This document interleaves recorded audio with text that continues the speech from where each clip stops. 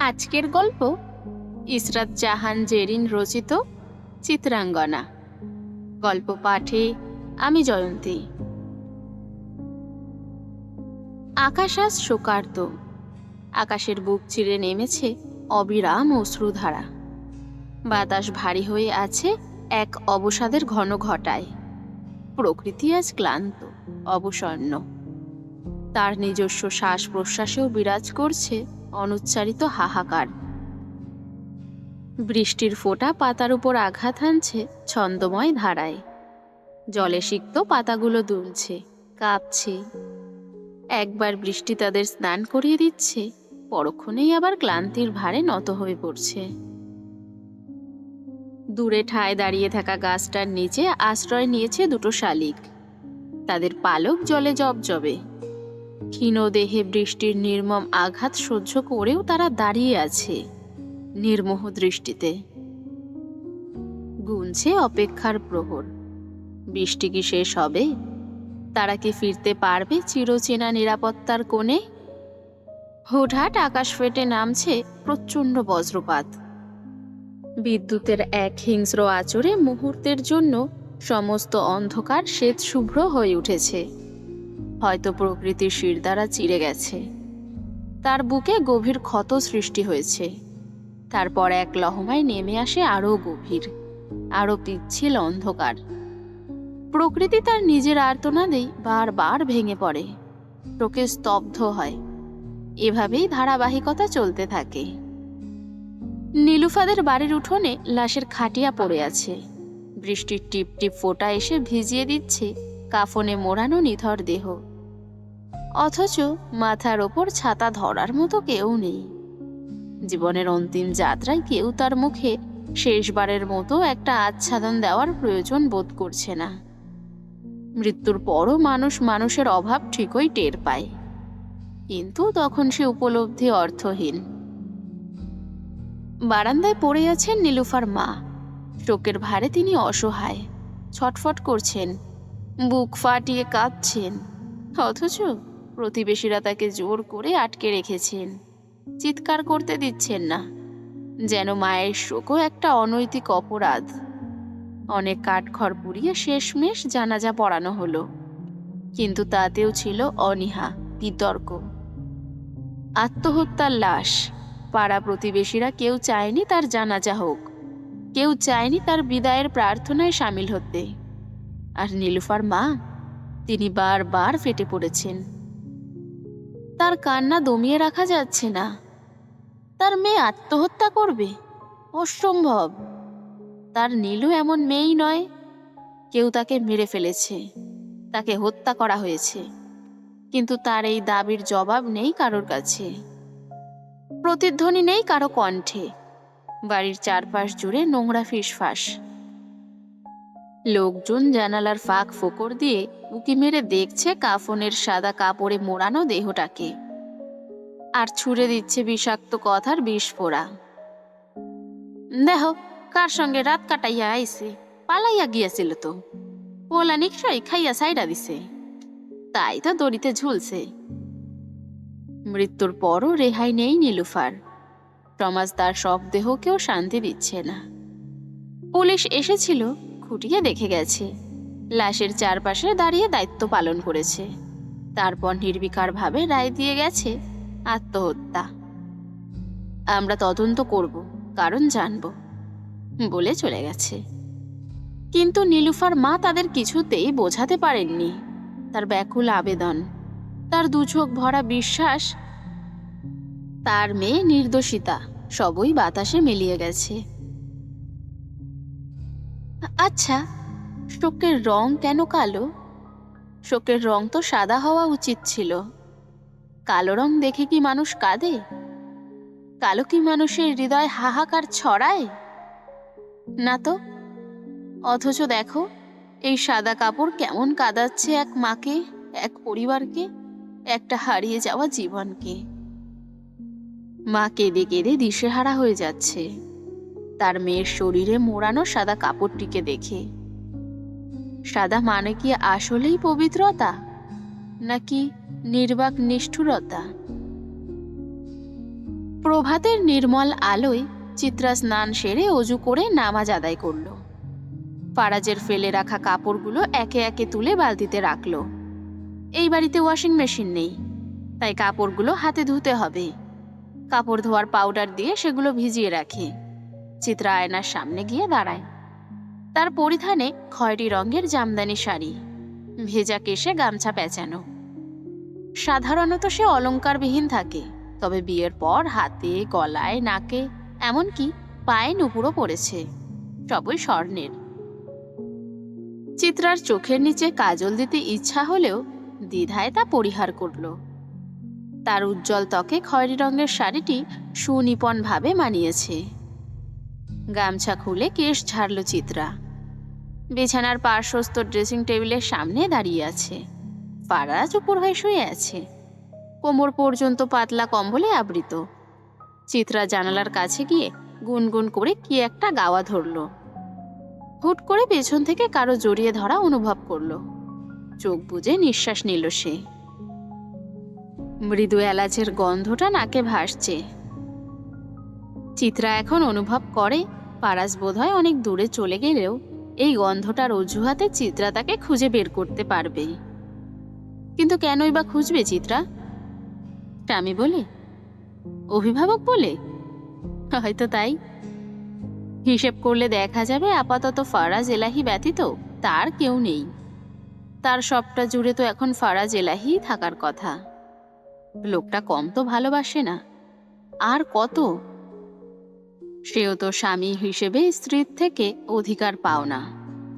কারো পাওনা কাঁধে নিয়ে বাঁচা এত মুশকিল কেন? ফারাজ চিত্রার ভেজা চুল সরিয়ে পিঠে ঠোঁট ছুঁয়ে দেয়। চিত্রার কেমন একটা অনুভব হয়। এই অনুভূতির নাম কি? স্বামীর স্পর্শে কি সমস্ত নারীর মনে এমন অবর্ণনীয় শিহরণ জাগে, যাকে ভাষায় প্রকাশ করা যায় না? আমায় কতটুকু ভালোবাসেন এলাহি সাহেব? চিত্রা গভীরতা নিয়ে প্রশ্ন করল। ফারাজ তার প্রিয়তমাকে নিজের দিকে ফিরিয়ে দু চোখের পাতায় ভালোবাসার অনন্ত পরশ ছুঁয়ে বলল, যতটুকু ভালোবাসলে তুমি হিসেব করতে পারবে না। ভালোবাসার অঙ্কে গরমিল করবে তার চেয়ে অধিক। তবে প্রিয়তমা, ভালোবাসা যে পরিমাপ করা যায় না। পরিমাপ করে ভালোবাসে কিপ্টেরা। আমি তোমায় মেপে ভালোবাসিনি। আমার ভালোবাসার কোনো মাপ নেই, কোনো মাত্রা নেই। তোমার জন্য জমানো এই ভালোবাসা অসীম। তবে ধরুন, এত ভালোবাসার পরেও যদি আমি আপনাকে ভুলে যাই? ফারাজ চিত্রাকে শক্ত করে বুকের পাঁজরে জড়িয়ে নেয়। প্রিয়তমাকে জড়িয়ে ধরার মধ্যে এক অন্যরকম শান্তি নিহিত। চিত্রা নড়চড় করে না, মিশে যায় ফারাজের বুকের গভীরে। কি হয়েছে আজ তার সে নিজেও জানে না। সোহাগ সব ভুলে সুখে থাকলে সে কেন পারবে না? কই, সোহাগের রাত জেগে গল্প করা, কাব্যিক ছন্দ কিছুই তো তাদের পূর্ণতা দিতে পারেনি। সবই সময়ের স্রোতে বৃথা গেছে। ফারাজ চিত্রাকে জড়িয়ে ধরে গান ধরল। যদি তোমার মনে ধরে আরো ব্যথা দিও মোরে, দোহাই লাগে ভুইল্লা যাইও না। কেমন যেন অদ্ভুত ভেজা ভাব ছিল সেই কণ্ঠে। ফারাজের কি কষ্ট হচ্ছে? তার অর্ধাঙ্গিনীর মুখ থেকে এমন কথা শুনে তার কি অন্তর পুড়ল? চিত্রা দীঘল শ্বাস ছাড়ে। এবার বাস্তবতায় ফেরা উচিত তার। যা তার জীবন থেকে চলে গেছে তা ভুলে সৃষ্টিকর্তার দেওয়া নিয়ামতকে এইবার গ্রহণ না করলেই নয়। আপনি ফ্রেশ হয়ে আসুন, আমি নাস্তা বানাচ্ছি। ফারাজ হেসে বলল, নাস্তা তো ছোট লোকরা খায়, আমার তোমাকে চাই। বাহিরে ত্রিপল টাঙিয়ে তার নিচে দাওয়াতের রান্না বান্না হচ্ছে। খাবারের মোমো গন্ধ নাকে ভেসে আসছে। চিত্রাকে ফারাজ কাজে হাত দিতে সাফ নিষেধ করেছে। কঠোর স্বরে বলেছে, আমার বউ তুমি, এই বাড়ির কামলা না। সো আমি তোমাকে যেই কাজ দিব তুমি সেটাই করবে। আপাতত তোমার কাজ স্বামী সেবা করা, তাকে আদর সোহাগ করা। এই না না না, সোহাগ করার দরকার নেই। তবে তুমি চাইলে 100 থেকে 200টা চুমো দিতে পারো, মাইন্ড করবো না। চিত্রা তাই বাইরে যায়নি। সকাল থেকে মারিয়া আর মার্জিয়া কাজ করছে, সঙ্গে লোকও আছে, তবুও তারা জোগাড় করে দিচ্ছে। চিত্রা মামার রুমে গিয়ে খাটের পাশে পিঁড়ি টেনে বসল। ফারাজ বসেনি, দাঁড়িয়েই ছিল। মামা পাথরের মতো শুয়ে আছেন। হঠাৎ হঠাৎ টুকটাক কথা বলেন, তবে আজ আর কথা বললেন না, শুধু চেয়েই দেখলেন। দু চোখে তার আশার বৃষ্টি। মামা আজ 2 বছর ধরে পঙ্গু। দীর্ঘদিন বিছানায় পড়ে থাকায় গায়ে এক রকমের ঘা জন্মেছে। গায়ে কেমন একটা উৎকট গন্ধ। মামার মুখের দিকে তাকালে খুব কষ্ট হয়। শীর্ণ দেহ, কোটরে বসে যাওয়া দুটো চোখ, যার ভেতরে পঙ্গুত্বের অসহায় চাহনি, গলগ্রহ হয়ে বেঁচে থাকার লজ্জা। জীবনের দুটো অবস্থায় মানুষ বড় অসহায় হয়ে পড়ে, এক অসুস্থতায়, দ্বিতীয় বার্ধক্যে। একটি শিশুও কিন্তু অসহায়, তবে সেই অসহায়ত্ব তাকে লজ্জিত করে না, সংকুচিত করে না, কারণ সে দাবির হাত বাড়িয়ে যেমন স্নেহ ভালোবাসা নেয়, দাদার মতো আনন্দও দেয় উজাড় করে। কিন্তু একজন বিবেক বুদ্ধি সম্পন্ন মানুষ যখন অসহায়, তখন জীবনের প্রতিটি মুহূর্ত তাকে বুঝিয়ে দেয় বেঁচে থাকার নিদারুণ যন্ত্রণা। ফারাজ নীরবতা ভাঙল। ওনার চিকিৎসা হয়নি? ফারাজের কথায় চিত্রা ছলো ছলো আঁখি দুটো নিয়ে তার পানে তাকায়।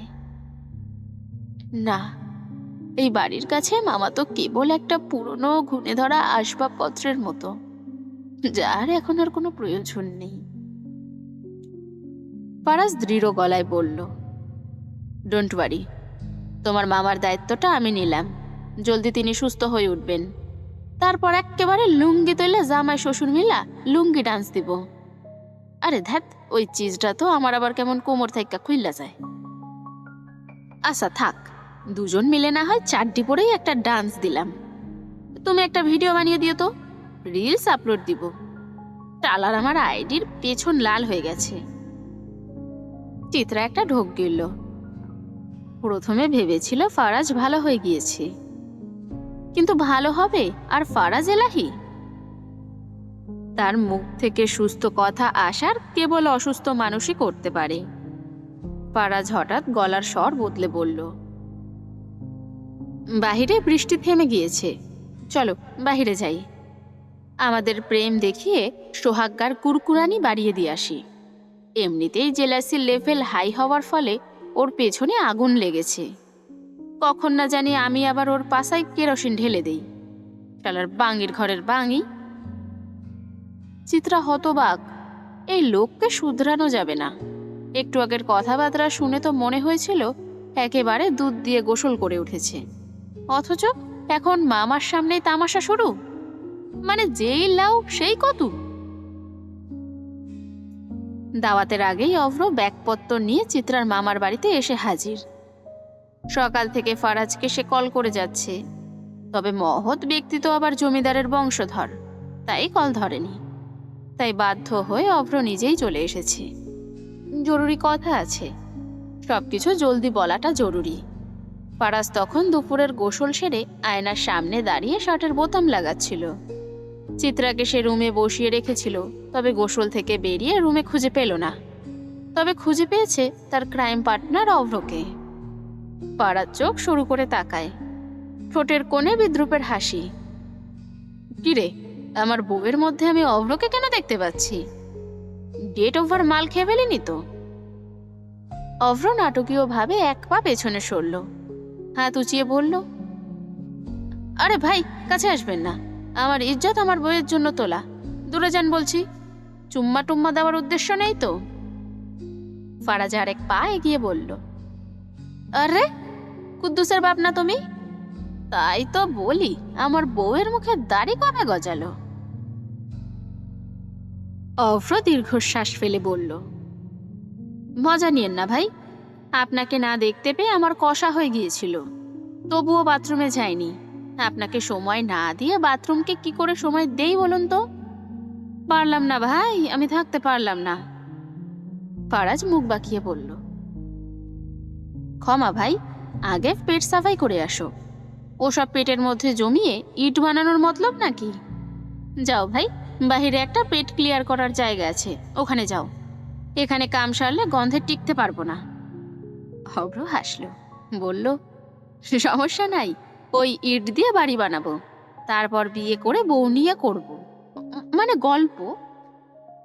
আর কামটা যেখানেই সারি না কেন, আপনি অবশ্যই টিকতে পারবেন, কারণ আমি ব্যবহার করি এয়ার ফ্রেশনার। আমি হাগলেও লেমন ফ্লেভার পাবেন। ফুহ!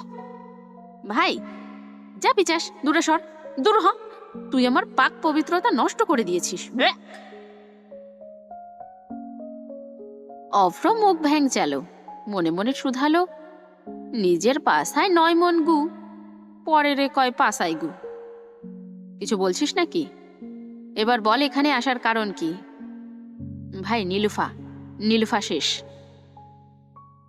বাড়িতে মেহমানের কমতি নেই, আশেপাশের অনেকেই এসেছে সোহাগের বিয়ের দাওয়াত খেতে। হুট করেই যে সোহাগ বিয়ে করে বউ এনে বাড়িতে তুলেছে, সেটা শুনে সবাই অবাক। সোহাগ তো এমন কাজ করার ছেলে নয়। চিত্রার খেতে মন চাইছে না, পোলাও সে খুব একটা পছন্দও করে না, ভাতই তার কাছে কমফোর্ট ফুড। ওদিকে ফারাজ আর অভ্র প্রথম সারিতেই খেতে বসেছে। ফারাজ তো সোহাগকে সোজা উঠিয়ে দিয়ে তার জায়গায় বসে পড়েছে। বেচারা সোহাগের তাই বউ নিয়ে উঠে যেতে হয়, কারণ বউয়ের সিটটাও ফারাজের চাই। নিজের বউকে এখানে বসাতে হবে না? চিত্রার কিছু পুরনো বান্ধবী এসেছে, তাদের সঙ্গে দাঁড়িয়ে কথা বলছিল সে। তবে অভ্রের কিন্তু পুরো মনোযোগ ফারাজের পাশের খালি সিটের দিকে। চোখে মুখে স্পষ্ট আকুতি, ওখানে কে বসতে চায়। ভাই দিমু না বসতে, তুমি মামু অম্মে গিয়ে বসো। ভাই জায়গা তো খালি নাই, আর দেন না বসতে, ভাবি তো নেই এখন। ফারাজ ঠান্ডা চোখে পকেটের দিকে ইশারা করলো। অভ্র তাকাতেই সব বুঝে গেল, হেসে বলল, ভাই আপনি পিস্তল নিয়ে কেন এসেছেন? নাচতে। বসলাম। বসে তো দেখো, গুলি যে তোমার কোন কোন দিক দিয়ে বের হবে টেরই পাবে না। অভ্র কিছু বলতে যাবে, ঠিক তখনই কালো সানগ্লাস পরা একটা মেয়ে পাশ কাটিয়ে ফারাজের জায়গায় বসে পড়ল। চুলে বিচিত্র রঙের ছোঁয়া, সাজগোছও অদ্ভুত। মেয়েটি ফারাজকে দেখে মিষ্টি গলায় বলল, ভাইয়া আমি না পোলাও বাড়তে পারি না, একটু বেড়ে দেবেন? ফারাজ একবার চেয়ারের দিকে, একবার অভ্রের দিকে তাকালো। এই চেয়ার তো সে নিজের বউয়ের জন্য রেখেছিল, হুট করে এই সার্কাস এলো কোথা থেকে? অভ্র কি করবে বুঝতে না পেরে মেয়েটার প্লেটে পোলাও দিতে যাবে, ঠিক তখনই ফারাজ চেঁচিয়ে উঠল, অভ্র!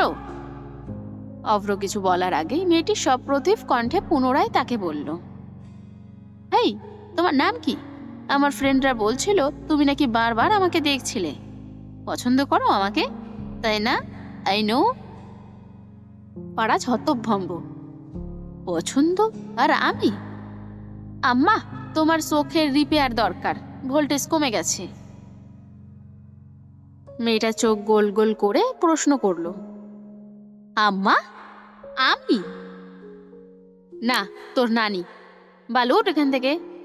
আমার বউ যদি দেখে আমি অন্য মেয়ের পাশে বসে আছি, তাহলে রোম্যান্স শুরু হওয়ার আগেই খতম। উঠ!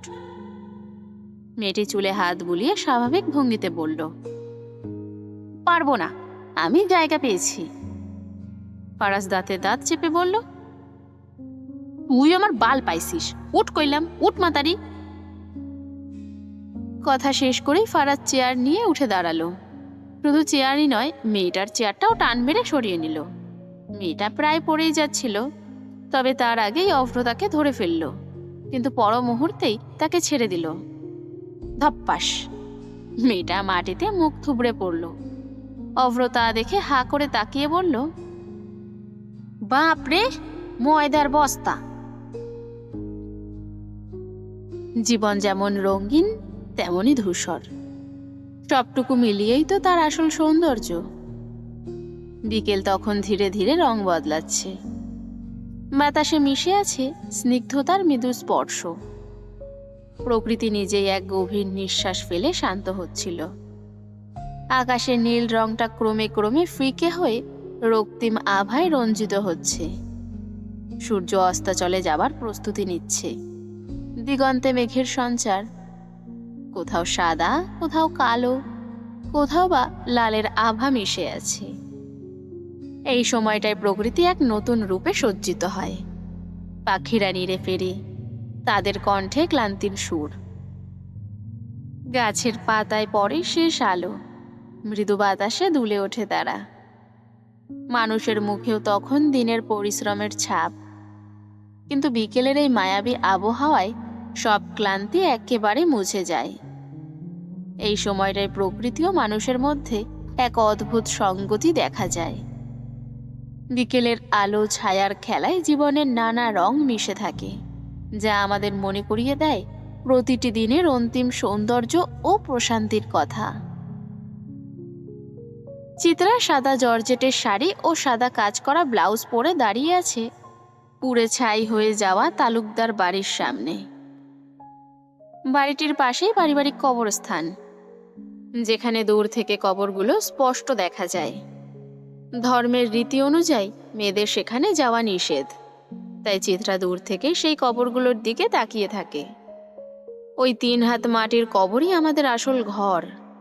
তবুও আমরা এই ক্ষণস্থায়ী জীবনের সাজসজ্জায় যতটা সময় ও গুরুত্ব দেই, তার এক ভাগও যদি সেই চিরস্থায়ী ঠিকানার জন্য ব্যয় করতাম, তবে হয়তো পরকালের যন্ত্রণা কম হতো। মানুষ নকলের পেছনে বেশি দৌড়ায়, কবর ও পরলোক তারই উদাহরণ। ফারাজের গায়ে আকাশি রঙের শার্ট, গায়ে সাদা ব্লেজার, চোখে সানগ্লাস, চুলগুলো সেট করা। ফারাজ চিত্রার কাছে নিজের 2জন লোক দাঁড় করিয়ে রেখে কবরটা ঘুরে ঘুরে দেখল। অভ্রের গায়ে কালো শার্ট, সঙ্গে কালো ব্লেজার, বরাবরের মতোই সুদর্শন লাগছে। ফারাজ দৃষ্টি বুলিয়ে নেয় চারপাশে, এক নিমেষে গুনে ফেলে কবরগুলোর সংখ্যা। 27টি কবর, একই সঙ্গে একই পরিণতি। আগুনের লেলিহান শিখায় দগ্ধ হয়ে মাটির সঙ্গে মিশে যাওয়া 27টি নামহীন অস্তিত্ব। একসময় যারা শ্বাস নিয়েছিল, স্বপ্ন দেখেছিল, তারা এখন শুধুই ছাই আর মাটির স্তূপ। এক মুহূর্তের জন্য ফারাজ থামে, আর চোখে তাকায় দূরে দাঁড়িয়ে থাকা চিত্রার দিকে। তার চাহনিতে অদ্ভুত এক রহস্য, অনির্বচনীয় কিছু, যেন সেই নিঃসঙ্গ কবরস্থানকে ছাপিয়ে আরো দূরে, আরো গভীরে কিছু অনুভব করছে। আর অভ্র, সে স্থির, শান্ত, তবে তার দৃষ্টি অচল। সে শুধুই তাকিয়ে আছে। কিসের জন্য, কার উদ্দেশ্যে, তা কেউ জানে না। ভাই, হ্যাঁ, মানে এবার ফিরে চলেন না। আমার কিছুই ঠিক লাগছে না। ব্যবসা ফেলে এখানে আর কতদিন পড়ে থাকবেন? চলেন ডেনমার্ক ফিরে যাই। তোর ভাবিকে রেখেই ফিরে যেতে বলছিস? ভাবিকে সত্যি ভালোবাসেন ভাই? ফারাজ কিছুক্ষণ চুপ করে থাকলো, তারপর গভীর গলায় বলল, চরম ভালোবাসি। আপনার কথা শুনলে ভয় হয়। ভালোবাসার নীতি যে আপনার ক্ষেত্রে ভিন্ন। ফারাজ হেসে ফেলল, ঠোঁটের কোণে রহস্যময় বাঁক। তোর ভাবি আস্তে ধীরে বুঝে যাবে আমার নীতি কি। তখন ঠিকই আমার জন্য মরিয়া হবে। একটা গাছের শুরুতেই ফুল ধরে না রে অভ্র। ফুলের জন্য গাছের যত্ন নিতে হয়। একটু একটু করে যত্ন নিলে গাছে কলি আসবে, একদিন ফুল ফুটবে। আচ্ছা, নিজের হাতে বড় করা ফুল ছিঁড়তে কেমন লাগে রে অভ্র? অভ্র একটু ব্যঙ্গ মিশিয়ে হাসল। আমি তো বালও ছিঁড়তে পারলাম না জীবনে, ফুল ছিঁড়লে কেমন লাগে কি করে বলবো? ওইসব ভাই আপনার মতো মহৎ ব্যক্তিরাই পারে। ফারাজ বিরক্তি নিয়ে চুইংগামটা থু করে ফেলল, চোখ সরু করে বলল, মিজান চাচার সঙ্গে আজকে একটু সাক্ষাৎ করতে হবে। হিসাব তো এখনো বাকি আছে। বাঙ্গির নাতি তোর ভাবির দিকে নজর দিছে। বুইটার ভিতরে কৃমি কত, আমার শিকারে নজর দেয়। অভ্রের গলা কেমন শুষ্ক হয়ে এলো। সে ফিসফিসিয়ে বলল, শিকার না, ভালু পাশা কুদ্দুসের বাপ। সূর্য অস্তাচলের দিকে ধাবিত। আকাশের বুকে রঙের এক অবর্ণনীয় নাট্যমঞ্চ রচিত হয়েছে। সোনালি আভা ক্রমে রক্তিম বর্ণ ধারণ করেছে। সবটাই তুলির আঁচড়ে আঁকা মহাকাব্য যেন। বাতাসে অদ্ভুত স্নিগ্ধতা, স্নিগ্ধতার মাঝে গুঁড়ো সঙ্গীত বেজে চলেছে। গাছপালার ছায়া দীর্ঘ থেকে দীর্ঘতর হচ্ছে, যেন প্রকৃতির বিশাল আঁচলের প্রান্তদেশ। পাখিরা কলরব থামিয়ে নিড়ে ফেরার প্রস্তুতি নিচ্ছে। তাদের ডানা ঝাপটানোর শব্দ শান্তিময়। দূরের নদী দিগন্ত রেখায় মিলিয়ে যেতে যেতে তার স্নিগ্ধ জলে অস্তরাজ্ঞের প্রতিচ্ছবি বহন করছে। দেখে মনে হচ্ছে প্রকৃতির নিজস্ব এক আয়না। সমস্ত সৃষ্টিজগৎ এক মোহময় আবরণের নিচে নিমজ্জিত। সময় থমকে দাঁড়িয়েছে সন্ধ্যার স্নিগ্ধ গভীর আবেশে। এই ক্ষণস্থায়ী সৌন্দর্য এক অনির্বচনীয় মাধুর্য ধারণ করেছে, যার ব্যাখ্যা ভাষার সীমা ছাড়িয়ে অনন্তের দ্বার প্রান্তে পৌঁছে গেছে। সোহান সাদা পাঞ্জাবি আর পায়জামা পরেছে, চুলগুলো আঁচড়ানো। গায়ে সে সবসময় সরিষার তেল মাখে। ক্রিম মাখলে তার মুখটা খসখস করে। সোহান ঘর থেকে বেরোনোর আগে মায়ের ঘরে একবার উকি দিয়ে আসে। আজকেও তার ব্যতিক্রম হলো না। সোহান মায়ের ঘরে গিয়ে খাটের ওপর মায়ের পাশে গিয়ে বসল। মা পান দান সামনে নিয়ে বসে আছেন। আজান দেওয়ার পর পান মুখে দিবেন। ভাত না খেয়েও থাকতে পারবে সে, কিন্তু পান ছাড়া এক মুহূর্তও নয়। সোহান গলায় মমতার সুর টেনে বলল, শরীরটা কেমন আছে আম্মা? মা পানদানার ঢাকনায় হাত বোলাতে বোলাতে স্বাভাবিক কণ্ঠেই বললেন, আমার কি হইব, আমি ঠিক আছি বাজান। তুই বাইরে যাইবি তাই না? জামু তো। মাহবুবা কইল তুমি নাকি খাও না ঠিক কইরা, ঔষধও খাইতে চাও না। এমন করলে সুস্থ কেমন কইরা হইব? মা এবার পানদানের ভেতর থেকে পান তুললেন। ধীর স্থির কণ্ঠে বললেন, তুই একটা বিয়া কর বাজান, তোর বউ আইলেই আমি সুস্থা হইয়া উঠমু। সোহান হাসল, আবার বিয়ে? বয়স কম হয়েছে, আমার কি নায়নাতপুরের মুখ দেখতে মন চায় না? সোহান মৃদু দীর্ঘশ্বাস ফেলল। নায়নাতপুর আছে না? মা তার ছেলের হাসি দিলেন, না তুই জলদি বিয়া কর, নইলে খাওয়া দাওয়া ছাইরা দিমু। মায় মরলে বিয়া করিস যা। আম্মা তুমি মরার কথা কইবা না, আর দিলে যদি কাউরে না ধরে তাইলে কেমন কইরা বিয়া করব? যেদিন দিলে কাউরে ধরবো সেই দিন যে কইরাই হোক বউ ঘরে আনমুই আম্মা। সোহান গম্ভীর গলায় বলল। মায়ের কপালে আলতো চুমুখে উঠে দাঁড়ালো। বিদায় জানিয়ে ঘর থেকে বেরিয়ে এলো। বাইরে অপেক্ষায় ছিল সিফাত, কিন্তু দরজার চৌখাট পেরোনোর সঙ্গে সঙ্গেই সোহানের মুখশ্রী বদলে গেল।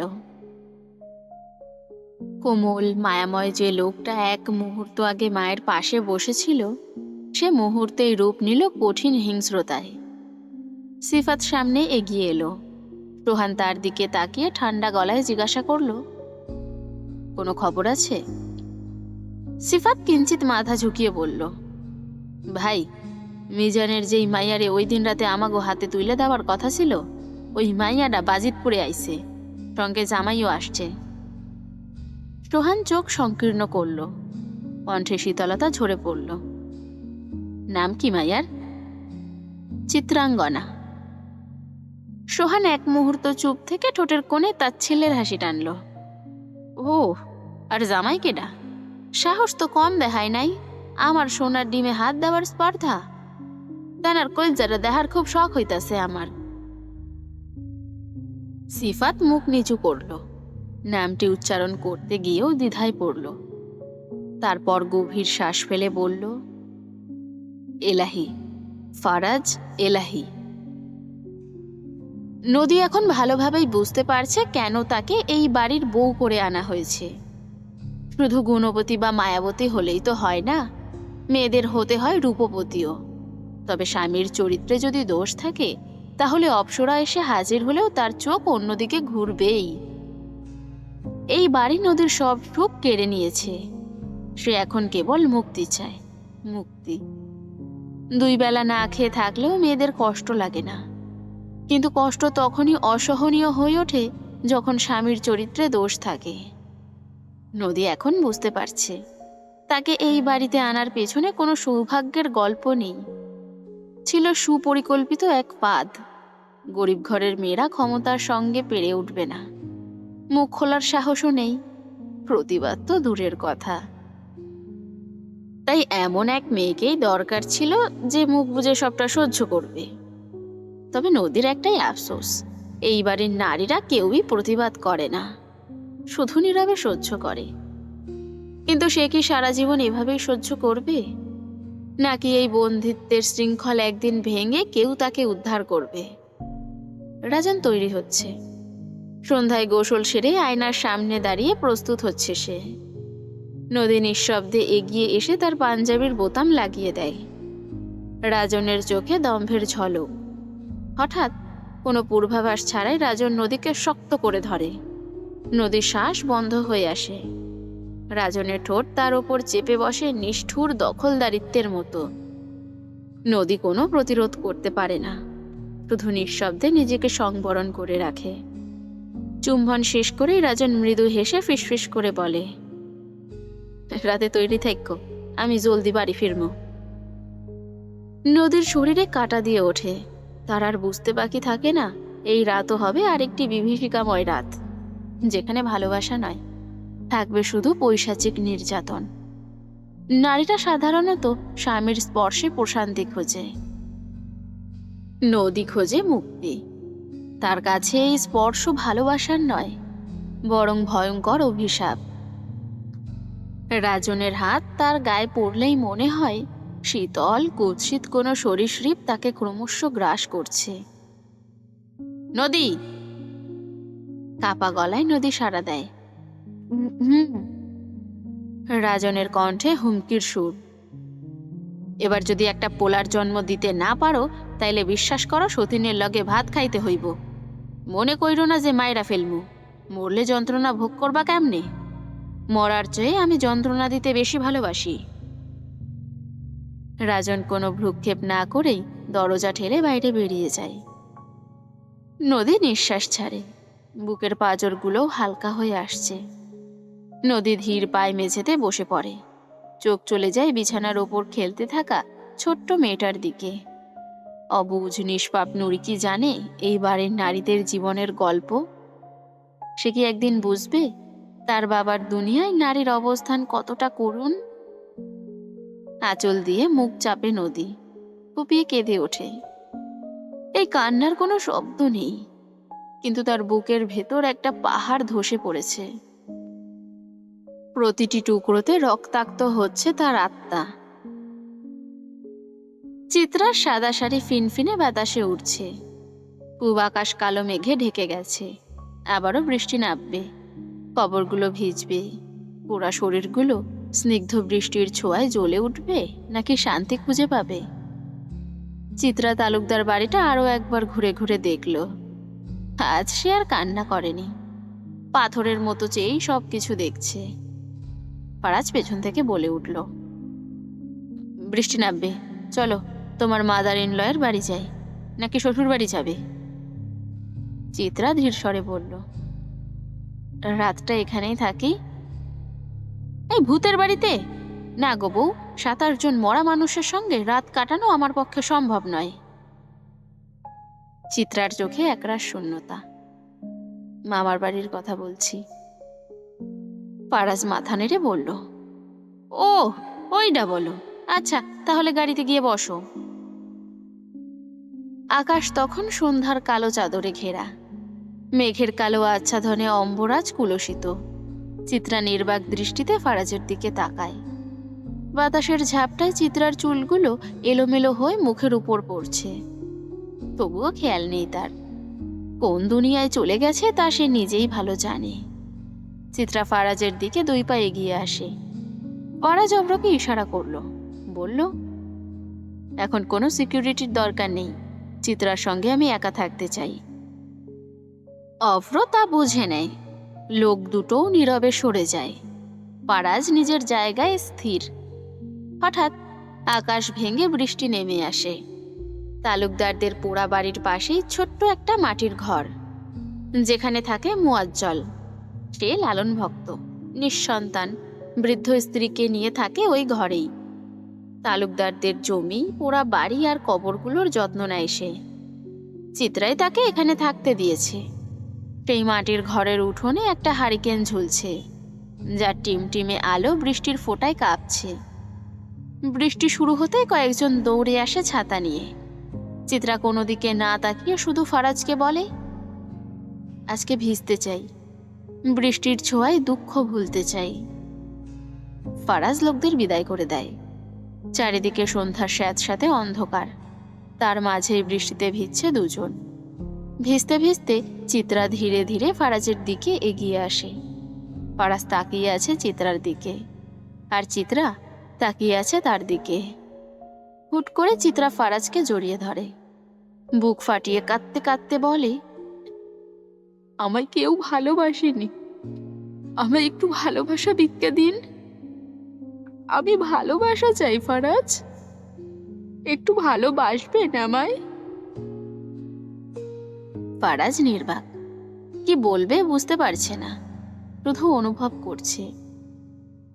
চিত্রার জমে থাকা কান্নারা আজ বাঁধ ভেঙেছে। সে শক্ত করে চিত্রাকে বুকের মধ্যে চেপে ধরে। বৃষ্টি ঝরছে, সন্ধ্যা গভীর হচ্ছে। চারপাশের অন্ধকার আর চিত্রাকে ভয় দেখাতে পারছে না। আজ সে শুধু ফারাজকে আঁকড়ে ধরেই থাকতে চায়। আজ দুঃখ ভুলে যাওয়ার রাত, আজ ভয় পেলে চলবে না, কিছুতেই না। ফারিয়া বারান্দায় বসে গুনগুন করে রবীন্দ্রসঙ্গীত গাইছে। এক সুরে গেয়েই চলেছে, মাঝে মাঝে তাল মেলাচ্ছে পা দুলিয়ে। তার বিয়ের বয়স খুব হয়নি। তার স্বামী শেখ নিহান আহমেদ শেখ বাড়ির উত্তরাধিকারী হওয়া সত্ত্বেও ঘর জামাই হয়ে পড়ে আছে এখানে। বিষয়টা এক একজনের কাছে এক একভাবে ধরা দেয়। কেউ কেউ করুণা করে, কেউ বা তাচ্ছিল্য ভরে দেখে, কিন্তু নিহানের এসবের কোনো ভাবনা নেই। সে বরং নিজের জগতে মগ্ন। সমুদ্র, ট্রলার আর তার অদ্ভুত ব্যবসায়িক পথ চলা। নিহানের বেশিরভাগ সময় কাটে সমুদ্রে, মাছের ট্রলারের সঙ্গে দেশ থেকে দেশান্তরে ঘোরে। চিত্রার বিয়ের আগের দিন রাতেও সে রওনা দিয়েছিল মায়ানমারের উদ্দেশ্যে, অথচ এখনো ফেরেনি। সময় যত গড়াচ্ছে, ফরিয়ার দুশ্চিন্তাও তত বাড়ছে। তার সবচেয়ে বড় চিন্তা তার স্বামীটা এই বাড়ির জামাই, সেই নিয়েই। কিন্তু কি করার, নিহান বাড়ির ইতিহাস জেনেই তো তাকে বিয়ে করেছে। এক কথাতে তাকে বিয়ে করতে রাজি হয়ে গিয়েছিল। শুধু কি ফারিয়াকে কলঙ্কের হাত থেকে রক্ষা করতে, নাকি উদ্দেশ্য ভিন্ন? পারু, সুর থেমে যায়। ফারিয়া কণ্ঠ চেনে, কিন্তু চট করে কিছু বলতে পারল না। ঘরটা প্রায় অন্ধকারে ডুবে আছে। কেউ একজন নিঃশব্দে দরজা খুলে প্রবেশ করলো ভিতরে। ধীর পায়ে এগিয়ে এসে বারান্দার দরজার ঠিক সামনে এসে দাঁড়ালো। ফারিয়া ঠোঁটের কোণে এক চিলতে বাঁকা হাসি খেলে যায়। সে মৃদুস্বরে শুধায়, নিহান, তুমি? ছাতা মাথায় হাঁটতে হাঁটতে অভ্র অনেকখানি চলে এসেছে। মানুষের রোমান্স দেখলে তার আবার কুড়কুড়ানি ওঠে, ভেতরটা জলে। গুরুর আজকে চাঁদ রাত, অন্যের চাঁদ রাত দেখলে নাড়ি ভুড়ি ব্যথা করে। অভ্র কানে ইয়ারফোন গুঁজে ফোন ঘাঁটতে ঘাঁটতে অনেকটা দূর চলে এসেছে। এদিকে এত মশা, আগে জানলে কয়েল খেয়ে আসতো। অভ্রের বিচিত্র সব চিন্তা। তার মতে মশা মারার চেয়ে কার্যকর উপায় হলো কয়েল পানিতে চুবিয়ে খেয়ে ফেলা। একবার তা খেয়ে নিলে মশার আর সাধ্য নেই তার মতো সুদর্শন একাকী তরুণের রক্ত খাওয়ার। অভ্র পথে চলতে চলতে গান ধরল, ঘটক বুঝি আমার বাড়ির রাস্তা চিনে না, পান খাইয়া মুখ লাল করিয়া কালো ছাতা মাথায় দিয়া কত বিয়ার খবর আনে, আমার খবর আনে না। ঘটক বুঝি আমার বাড়ির রাস্তা চিনে না। হুট করে ঝড়ের বেগে কিছু একটা তাকে পাশ কাটিয়ে ধাক্কা দেয়। সামনেই কাদা জল ছিল। এক ঝটকায় ছিটকে গিয়ে সপাত করে কাদা জলের মধ্যে পড়ল অভ্র। হাত পা ছড়িয়ে বোয়াল মাছ ধরার ভঙ্গিতে বসে পড়তেই ফোনটা খসে কাদার ভেতর ঢুকে গেল। সে একবার নিজের হাত দুটোর দিকে চেয়ে দেখল, তারপর নাক কুঁচকে বলে উঠল, হোয়াট দ্য ফাক। কাদার মধ্যে হাত চালিয়ে ফোনটা খোঁজার ফাঁকে চোখ গেল পাশে।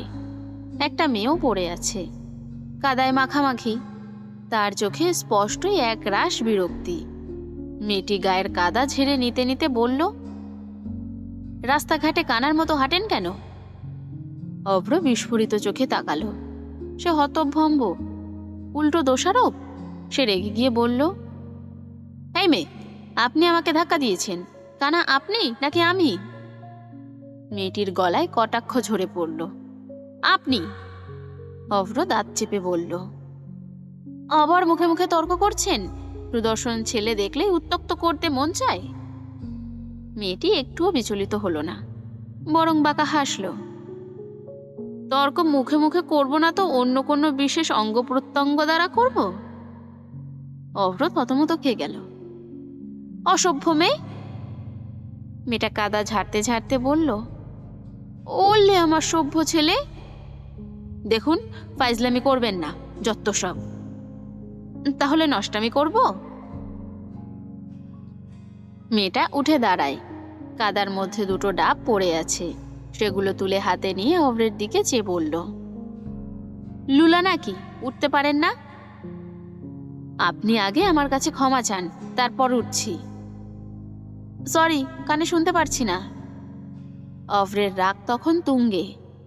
এমন একগুঁয়ে মেয়ে সে জীবনে দেখেনি। সে কাদার মধ্যে পড়ে থাকা দুটো ডাবের দিকে তাকিয়ে বলল, এই অন্ধকারে মানুষের বাড়ি থেকে ডাব চুরি করে পালাচ্ছিলেন, স্যাঁচরা চুন্নি? মেয়েটি ঘুরে তাকালো, চোখে আগুন। এই ছেলে, ফালতু কথা বলবেন না। ভালো কথা, আপনি কি করে জানলেন আমি যে সত্যিই চুরি করেছি? চেহারা দেখলেই চুন্নি চেনা যায়। মেয়েটি দাঁতে দাঁত চেপে বলল, অনেক সহ্য করেছি, আর নয়। আপনি উঠবেন নাকি এখানেই থাকবেন? সে হাত বাড়িয়ে দিল অভ্রের দিকে। অভ্র এক মুহূর্ত ভেবে মেয়েটার দিকে হাত বাড়ালো, কিন্তু তার আগেই সে শক্ত করে মেয়েটার কবজি চেপে ধরল। পরক্ষণেই এক ঝটকায় মেয়েটাকে টেনে নিয়ে আবারও কাদার মধ্যে ফেলে দিল। কাদার ছিটায় অভ্রর চোখ মুখ ঢেকে গেল, কিন্তু সে বোঝার আগেই মেয়েটা তার উপর এসে পড়ল। অভ্র চেঁচিয়ে উঠল, আম্মা গো, ভটকি আমার কোমর ভাঙ্গা ফেলল। মেয়েটা ধপ করে উঠে বসল, কাদা মুছতে মুছতে বলল, শালা, তোরে ভালো মনে করছিলাম, তুই জানোস আমি কে? অভ্র বিরক্ত গলায় বলল, না শালি, নাম কি তোর? আয়শা, আমার নাম আয়শা।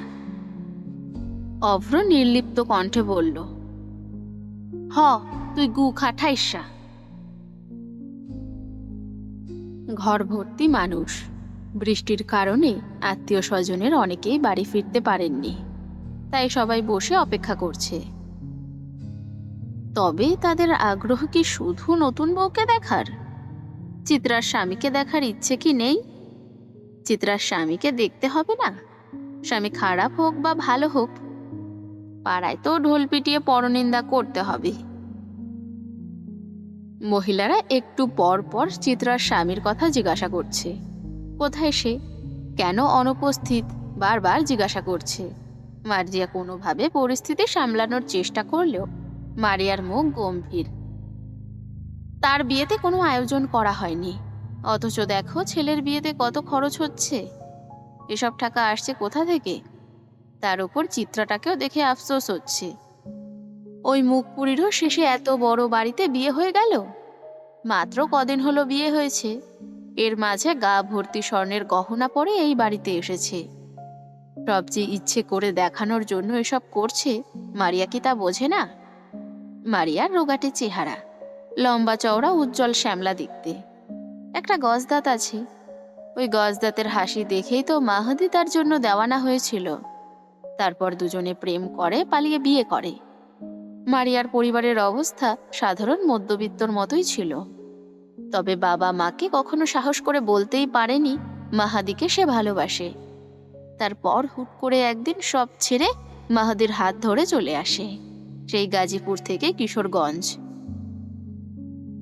চিত্রা ও ফারাজ বাড়ি ফিরল সন্ধে 8টার দিকে। ভেজা শরীর নিয়ে দরজা পেরোতেই যেন সবাই তাদের ঘিরে ধরল। কেউ একজন ফারাজের দিকে তাকিয়ে বলে উঠল, আহারে, পোলাডা এমন ভিজল কি কইরা? ওরে এক গ্লাস গরম দুধ দে। জুয়ান মরদে ঠান্ডা লাগলে হয়? জলদি দুধ খাইয়া বাগের বেটা হইয়া যাও। ফারাজ এত মহিলা মানুষ দেখে একটু হতভম্ব হয়। এখানে কি মহিলাদের গোপন বৈঠক হচ্ছে? মনে হচ্ছে কোথাও বোমা নিক্ষেপের পরিকল্পনা চলছে।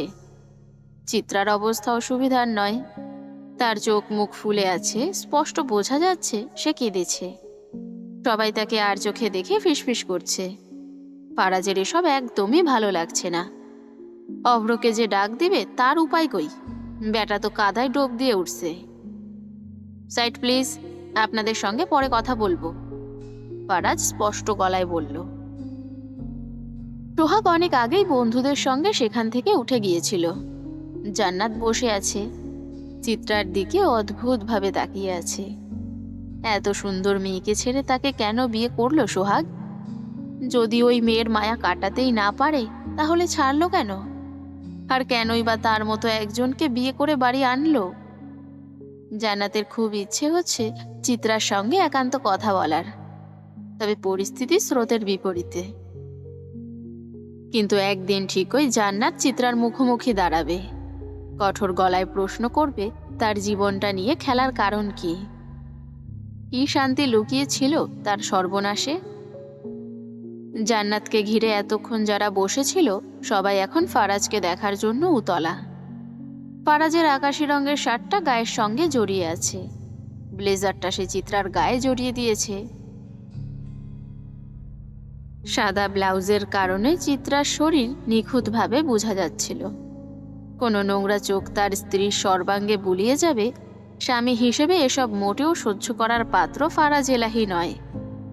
তার স্ত্রী কেবলই তাকে অন্য পুরুষ দেখা তো দূরের কথা, কল্পনা করলেও ফারাজ এলাহির চোখটা কোঠর থেকে বের করে আনতে এক মুহূর্তও খরচ হবে না। ফারাজ বাড়ি ভর্তি মানুষকে উপেক্ষা করে চিত্রাকে নিয়ে রুমে গিয়ে দরজা লাগিয়ে দিল। এত মানুষ গুনে চলার সময় তার নেই। নিজের খেয়ে অন্যের পা চাটাচাটি তারাই করে যাদের মানসিকতা নিচু। তাই কে কি বলল, কে কিসে দুঃখ পেল, সেই সব ফারাজ এলাহির হিসেব করার সময় নেই। চিত্রা আলমারি খুলে ফারাজের জন্য একটা প্যান্ট বের করে দিল। কাল তো চলে যাবে, সবকিছু আবার গুছিয়ে রাখতে হবে।